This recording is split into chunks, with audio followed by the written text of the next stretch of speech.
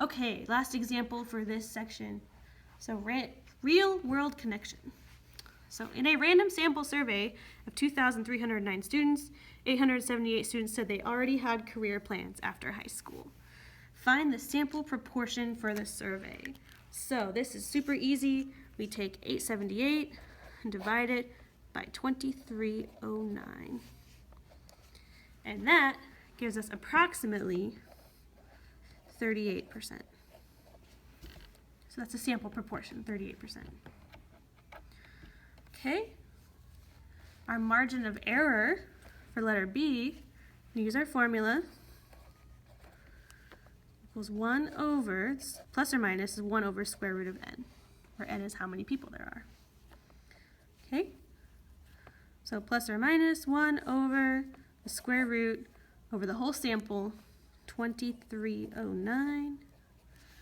You take that and you plug it in your calculator, you should get approximately plus or minus 2.08%, because you should get 0.0208.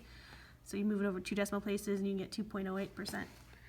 So that's the margin of error, plus or minus 2.08%. It's that easy. Okay, let's do letter C. Use the margin of error to find an interval that is likely to contain the true population proportion. So this letter C is just like this. We're going to figure out what it is for this proportion. So our sample proportion was 38%. Okay, we're going to add and subtract 2.08% to get the range of values. Okay, so when you take 38% and you subtract 2.08%, you get 35.92%. So that's our lower end. Our upper end, we're going to add 2.08%, so that's 40.08%. Okay, that is our range of values that is likely to contain the true population proportion. Okay, letter D. In the same survey, 452 students out of the 878 surveyed were seniors. What is the sample proportion for the seniors? So we're going to take 452 divided by 878. That's approximately 52%. Okay, so that's the sample proportion for the seniors. And then what is the margin of error for this part?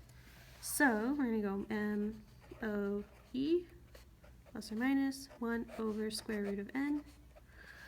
So our n this time is 878. Okay, so plus or minus 1 divided by square root of 878. Okay, because we have a smaller sample, our margin of error is going to be bigger. So this one, if you plug it in the calculator, you should get approximately 3.37%, plus or minus, because you can go up or down. Okay, so hopefully you didn't think this was too difficult. This formula is pretty easy. We're not gonna write it down on our formula sheet because you can, actually, maybe we will. I don't know, I haven't decided yet. We'll decide. We might write it down. We'll probably add it. That's okay. All right, so that's it for concept number 6.